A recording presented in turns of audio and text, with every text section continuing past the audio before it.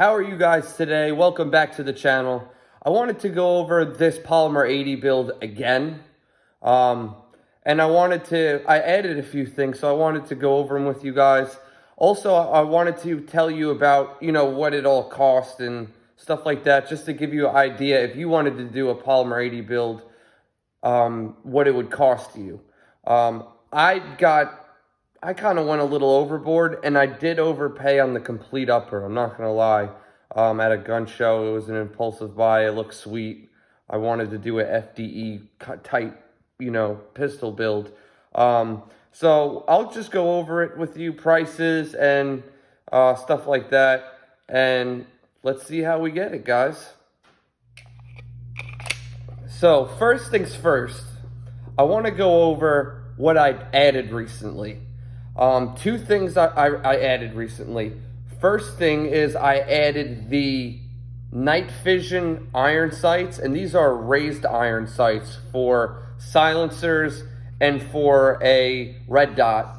So when you're aiming through the red dot, the iron sights, you could see clearly. God forbid your battery dies or whatever, right? It breaks, whatever. You have your iron sights, and that will get you through what you got to get through. Second thing I added, if you haven't noticed, is this compensator. I bought the compensator originally because I love the way it makes the pistol look, but not only does it make the pistol look so bad, it actually does its jobs. When I'm shooting when I'm doing, faster shooting, my red dot or my iron sights my barrel isn't jumping as much anymore. It's actually staying down, and I'm able to put more rounds down range accurately and faster. There's different types of compensators you can buy for non-threaded barrels and for threaded barrels. This particular one has set screws, and it twists onto my threaded barrel because this is a threaded barrel. If you don't have a threaded barrel, they make compensators for that. You got to do your research and just see, what's best for you. So we have the night vision iron sights that were added, and this is a regular compensator I bought off eBay, nothing crazy. A compensator is a compensator. I'm sure other ones are better than others, so they say, but this does its job. I've tested it out in my previous video, and man, this thing works well. When I got my new 10mm, I did a video shooting my 10mm. Also, I was shooting this compensator because I got them both on the same day. So I'll just go over this with you, and prices. I wanted to go over price points with you just to give you an idea on how much it costs to build your dream gun, because this is my dream gun. I didn't get everything exactly all at once. The total price was $1,600. That's everything added up. And I'll go over why it costs that much and what. So first things first, we have a regular old compensator I bought off eBay, 30 bucks. These night vision, right, with an F, iron sights were like 120 bucks, which I thought was ridiculous, but hey, they work, and they work at night. I mean, these things are freaking awesome. Not including iron sights, compensator, just the complete upper, minus the red dot, the iron sights, and the compensator, I paid $700 at a gun show, just because it had the threaded barrel and it was a completed upper. It was an impulsive buy. I'm sure I could have got it cheaper elsewhere. I paid $700 at the time to get this complete upper. I paid $150 for the lower, and the lower, I had to cut it. It wasn't a complete lower. I had to cut and sand down stuff myself. That was at 150 bucks. When doing that, you just cut the tabs and just sand it down and cut some things out. It's a whole process. I didn't do a video on it at the time, but Nothing crazy. I also got a Glock OEM parts kit, which I think was like 60 bucks, 70 bucks, that went in, not including this trigger. This trigger is aftermarket. We'll go over that soon. We have a Crimson Trace flashlight, very easy to activate. It's ambidextrous for left-handed users, and easy to activate with just your index finger. That was the goal, something easy, quick to turn on. Moving on, we have a 17-round Glock 17 mag, FDE color to match the upper. I like using I'm not a big fan of extension mags. I think they're ghetto. I'm not a fan of them. But I do like a little bit of that extra Glock 17 in a Glock 19 mag. You tell me what you guys think. Pretty cool, because, you know, the color and just getting those extra 2 rounds, you never know, you may need them. I have a Zevs Pro trigger, and I didn't get that right away. I did this, like I said, this build kind of came with time. A few weeks later, I was at the gun store, found a Zevs Pro trigger that dropped right into my pistol. This Polymer80 is based off the Gen 3 Glock. So whenever you do this build and you see Gen 3 parts for Glock 19s, they'll fit in this. So I was at the gun store, I saw this Zevs Pro trigger. I was like, let me have it. I'm a big fan of the flat face trigger. Not only that, okay, the break on this is a lot better. Obviously, you hear the horror stories about OEM Glock triggers.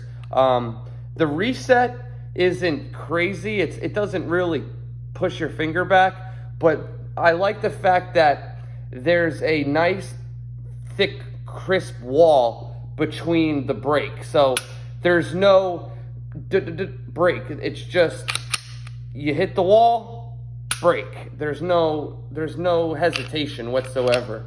And I'm a big fan of this trigger. They make other triggers, Apex, stuff like that. This is the one that I got my hands on. I've said in other videos, I built this gun completely, besides the compensator, I built this gun completely off of gun stores, gun shows. I didn't buy anything online except for the compensator. And that's pretty much it on this build. You know, we have the Zevs trigger, we have the Crimson Trace flashlight, the red dot. We have a right-on red dot, okay? This is called the X3 Tactics. I bought this at my local gun store, John's Militia. It's made by Right-On. It's called the X3 Tactics PRD. If I bought it actually for $169. I'm not sure how much they go online, but the reason why they priced it at $169 is because they said the adjustment screws were scratched. Now, I don't know if that means anything. I don't really see what they're talking about, but there was nothing scratched and this thing runs flawless. This red dot is pretty easy to use. It's no hollow sun, but you know, I leave it activated on like mid-range, so it's not too bright, and I haven't had a dead battery yet, but I also own this pistol for about a month now. I like to keep the red dot on. God forbid you need it quick. It's right there ready to use. And that's pretty much it on this build. Nothing crazy. I don't want to go in, you know, to crazy detail. I do want to go into numbers with you, okay? So we have $700 on the upper. We have $30 on the compensator. We have $120 on the iron sights. And we have $169 on the right-on red dot. Now, like I said, I haven't really looked online to see if I could get this cheaper. I bought it at the gun store. That's how much they charged me, and that's how much I paid. We have a Crimson Trace 420 lume flashlight. It's called a CMR 208. Like I said, I chose this flashlight due to the fact that it has high, low strobe. It has, it's waterproof, it's ambidextrous, and It's very easy to activate with your index finger. One quick, easy push of the button, and it's activated. So that's the flashlight. We have $233 on the Zev's trigger.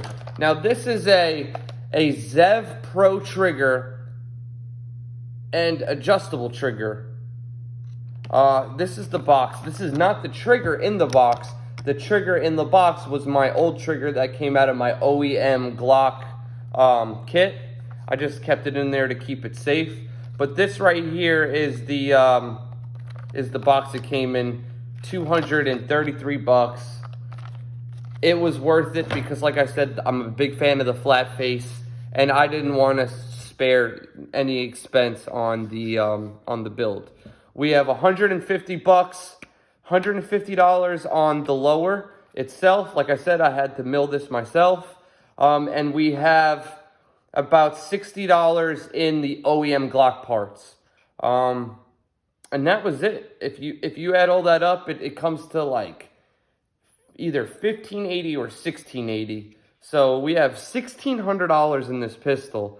And this thing is just, I mean, you get what you pay for, right?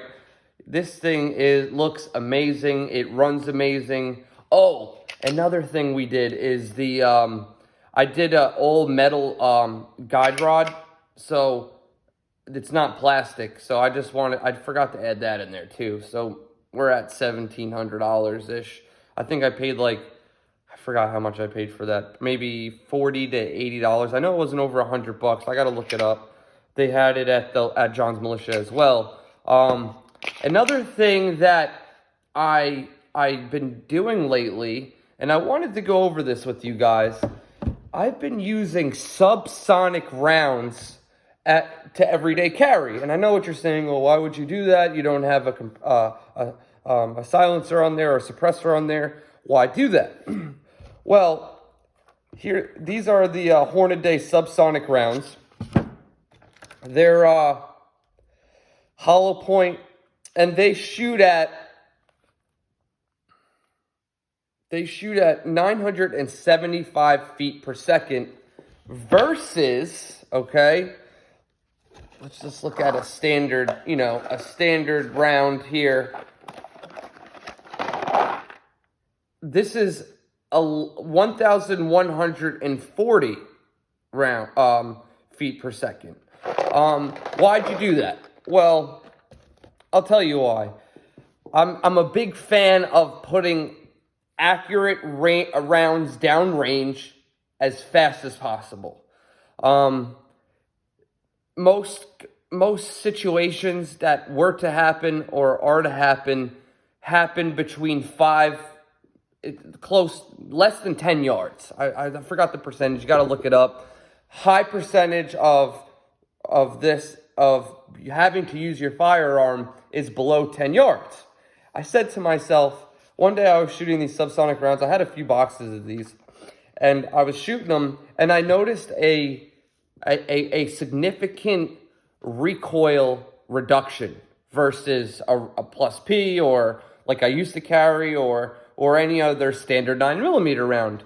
So as you can see with my compensator and my subsonic rounds, my goal is to put as many rounds downrange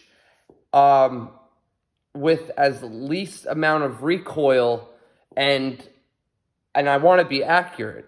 So with that being said, I use the subsonic rounds to carry with because they'll still do the damage, okay? I'm sure nobody wants to be shot with these.